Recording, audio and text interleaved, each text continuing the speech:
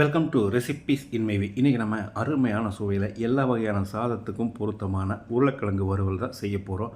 வித்தியாசமான இந்த உருளைக்கிழங்கு வறுவலை எப்படி செய்கிறது, இதுக்கு தேவையான பொருட்கள் என்ன பார்க்கலாம் வாங்க. பேனில் 1/2 டீஸ்பூன் எண்ணெய் ஊற்றிக்கலாம். 2 டீஸ்பூன் கடலைப்பருப்பு, 2 டீஸ்பூன் மல்லி, 1 டீஸ்பூன் மிளகு,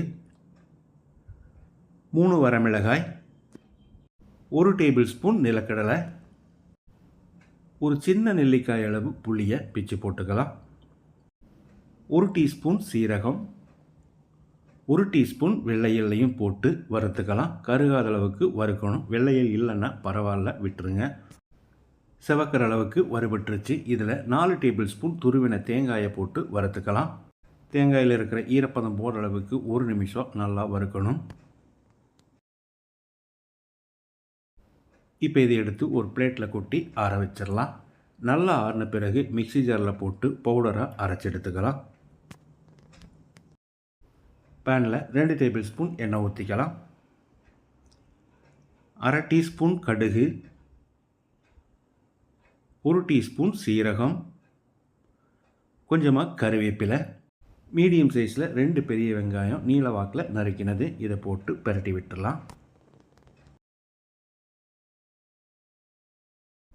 இப்போ இதோட 1/4 டீஸ்பூன் பெருங்காயத்தூளையும் சேர்த்து வெங்காயத்தை லேசாக சிவக்கிற அளவுக்கு வதக்கிடலாம்.